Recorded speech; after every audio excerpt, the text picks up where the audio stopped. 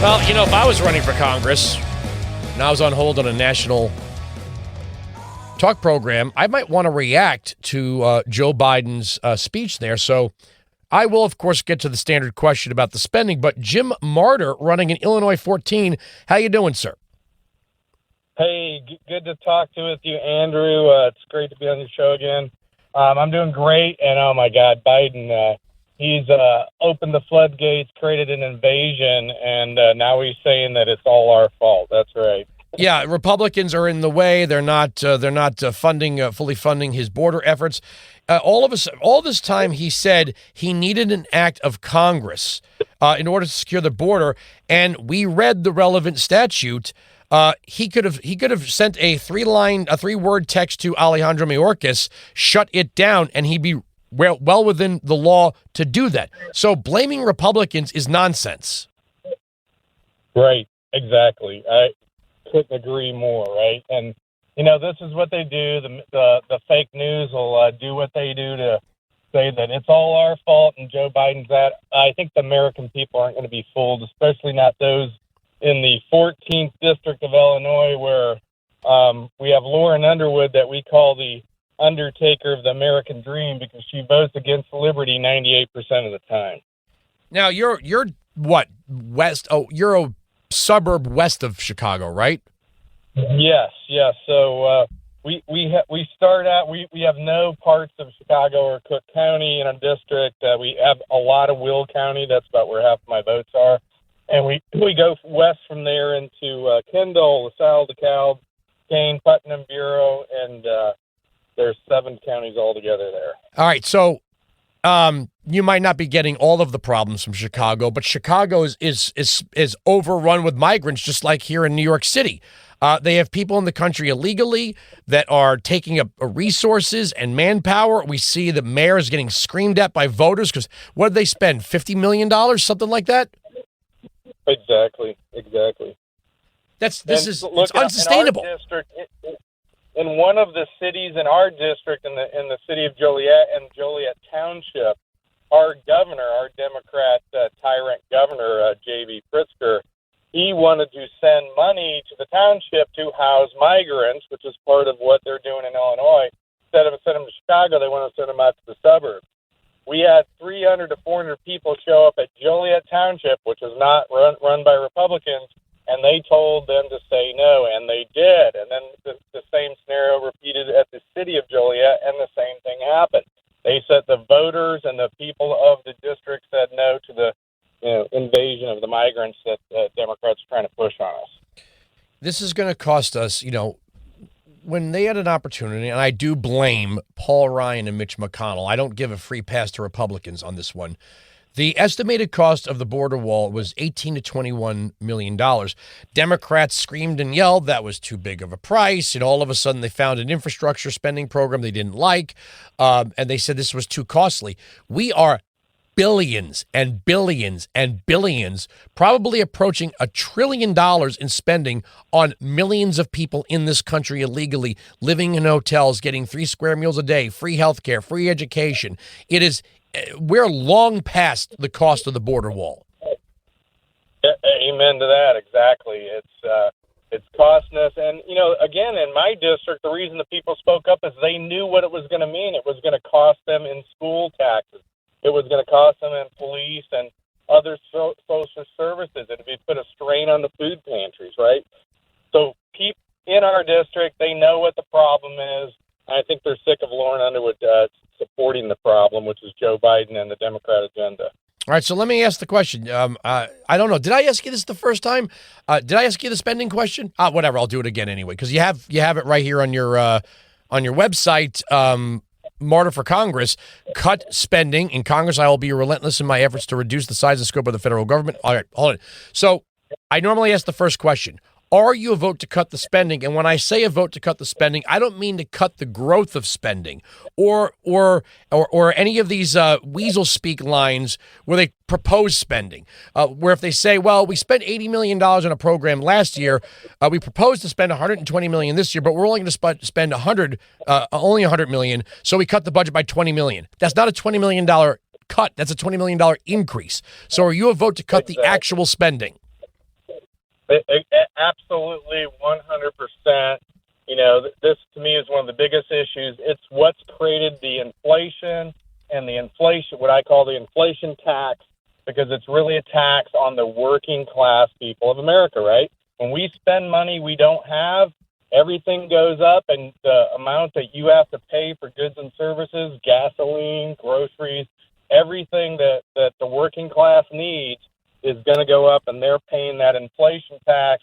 Underwood has voted for it, and every single big budget-busting spending bill, I won't vote for a single one of them. If we were saying the debt was unsustainable at $13 trillion under Obama, we're now at $34 trillion. And it's just going to keep rising if we don't cut the spending. And Republicans in the past, I know that they all promised two things: to cut the spending and to secure the border. And last time around, leadership failed at both. That's the God's honest truth. We need new Republicans and new Republican leaders who are going to make good on that. Amen to that. Exactly. It's a long time coming, and the truth of the matter is, the laws of economics don't change for anyone. I don't care how much you believe, the United States of America is immune to it. But if we keep on this path, we're going to have a disaster of economic type on our hands that no one's going to be happy with. And we may already be there, right? But we need to stop now. We need to take action now. You're right. And look, the 10th Amendment must be restored as the law of the land. The federal government has sucked away too much power from the states, turned the states into clients of the federal government. That is not the constitutional order. The states created the federal government, not the other way around.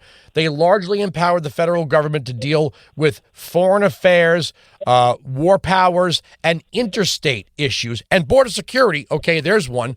Not to simply take over running schools or infrastructure or housing in the states. That's the job of the state.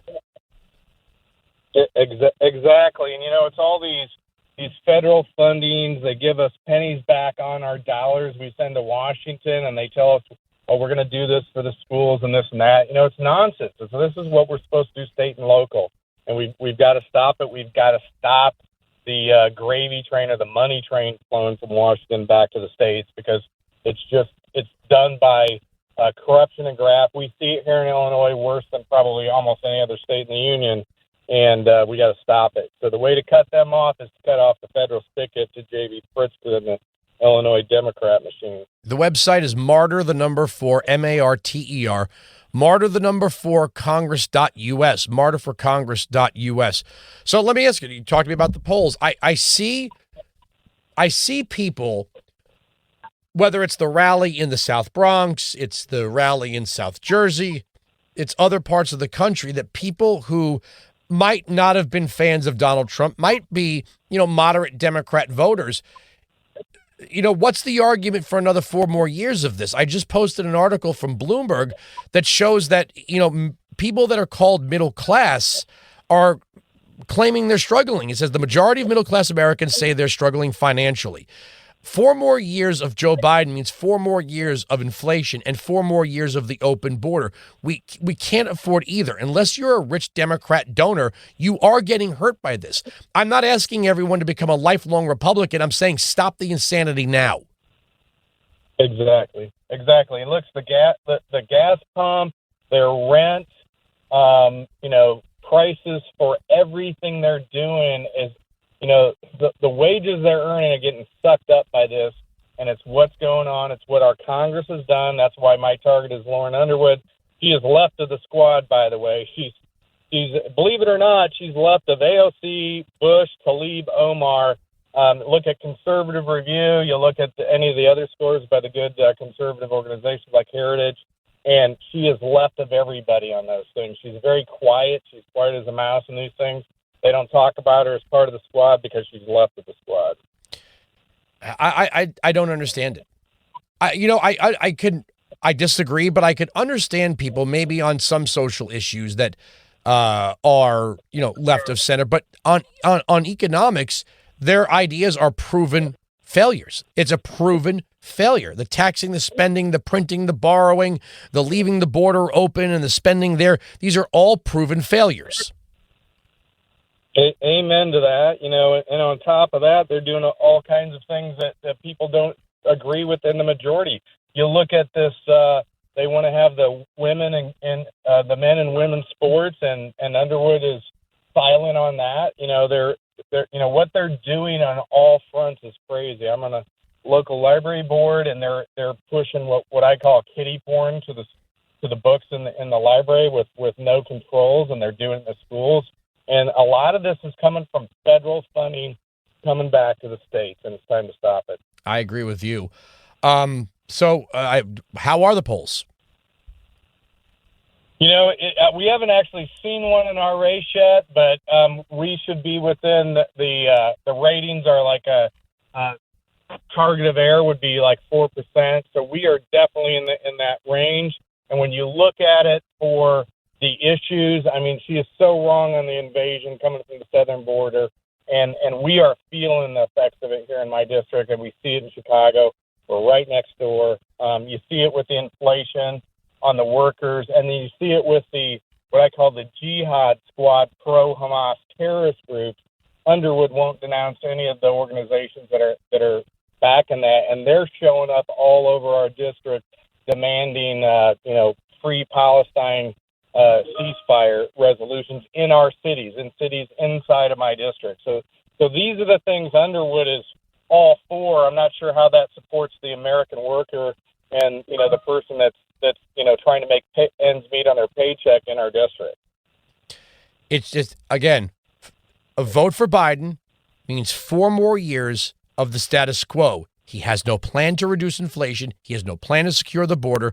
You're going to get 4 more years of exactly what you're getting, and then add in, during Donald Trump, there was no Russia invasion, there was no Hamas invasion, and China was at the table on trade. All of that's gone. Amen to that. Look, and we've been talking about the issues, but I'm a steadfast supporter of President Trump. I'm a Trump delegate in my congressional district. I look forward to bringing him in as the nominee at the RNC convention in Milwaukee. Hope to see you there and anyone else who's there. So, we've got to get President Trump back in the White House and put this country back on the right course. All right, I got to take a break. It's Marter, the number 4, Congress.us. Marter, the number 4, for Congress.us. Thank you so much for joining us. We'll talk again soon. All right. Thank you, Andrew. All right, 1-866-95-PATRIOT, 957-2874.